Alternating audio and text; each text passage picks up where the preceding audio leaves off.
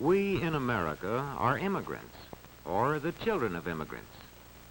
We are one people, but a people welded from many nations and races. People who came to America during a vast migration from Europe to other parts of the world. In this migration, millions of Europeans left their homelands to settle in new countries across the seas. Almost two-thirds of them came to the United States.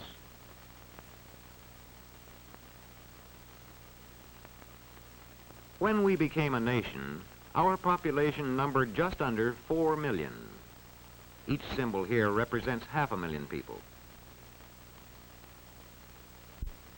Most of our people were of British origin, but there were also Dutch and many Germans, as well as French, Spanish, a great many Negroes, and others. The era of the Great Migration from Europe began about 1820. During the following 70 years, immigrants came from Western and Northern Europe in growing numbers. The earliest waves brought people from Ireland and Great Britain, from Germany and nearby countries. Later, the Scandinavians joined the migration from the north and west of Europe. Then, in the 80s, from the south and east they came as the migration fever spread deeper into Europe.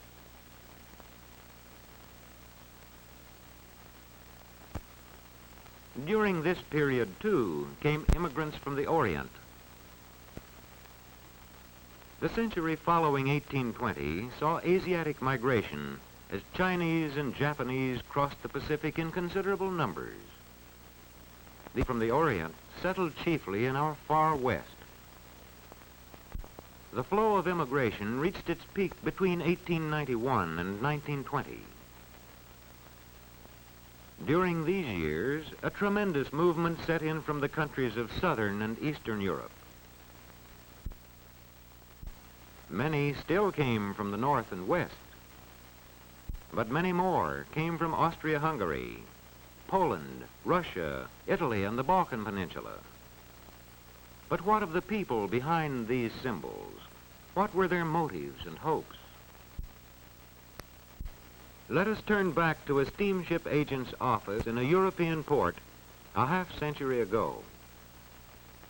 Most of those seeking passage to America are farmers and peasants, like this family from Eastern Europe.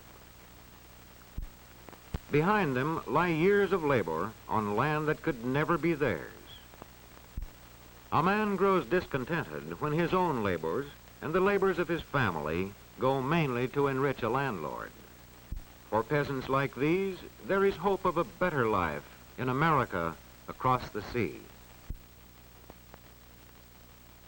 And there are those who have known at firsthand the political oppression of autocratic governments. Governments that deal swiftly and ruthlessly with those who dare to champion political liberty and freedom of expression. To the man deprived of civil rights in his native land, America offers the hope of freedom. And then there are families like this, who have suffered a religious persecution that could drive them from their homes and scorn their right to worship in their own manner. For such as these, there is the promise of religious freedom in immigration to America. These and millions of others like them make up the Great Migration. Millions of every nation and calling, drawn together by their vision of America, a vision of land, opportunity, and freedom. These face the long ocean voyage.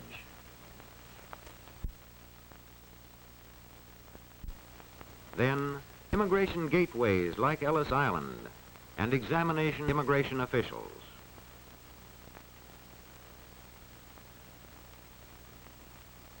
Here, at the turn of the century, almost all Europeans enter freely, except undesirables such as criminals.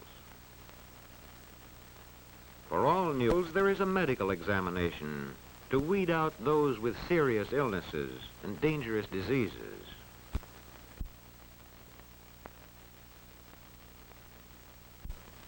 Many are rejected.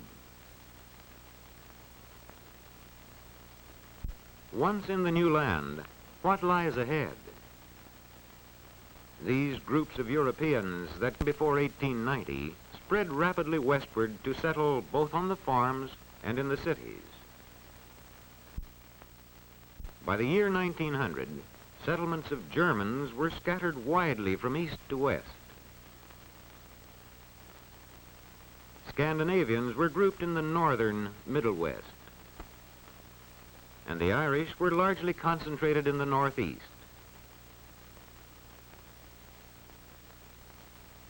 Today, the sons of these immigrants still cultivate the soil that their fathers made their own. And the farming communities and cities founded by these groups are typically American. Here, there is little trace of the old world, though we find these communities still peopled by the children of these immigrants. Most of the immigrants that came after 1890 went into the factories and found their homes in the tenements of America's growing cities. The crowded slums became America's melting pot. Sprawling communities of transplanted peoples living side by side, but still diverse in languages and customs, as diverse as these shop signs that mark the immigrant neighborhoods. These communities posed an urgent question to America. Could these people of many nations become a part of the American way of life?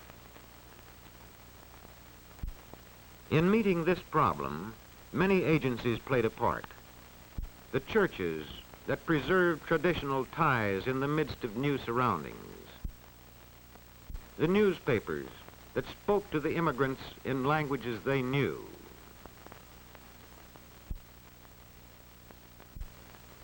The trade unions that taught them to work together.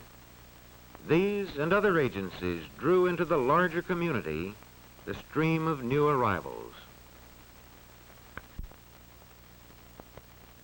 In 1924, a law was passed to restrict immigration from countries outside the Western Hemisphere. By this law, the number to be admitted henceforth was to be in proportion to the national origins of our country's population.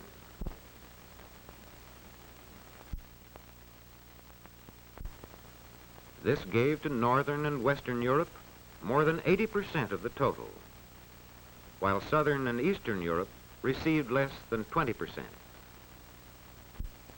After 1924, immigration from Europe dwindled and virtually stopped during the Depression of the 1930s.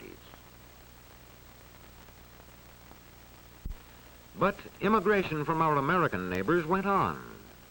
A century of immigration has brought in many people from Canada, and more recently, there has been a lively migration from Mexico, as well as from the Caribbean area.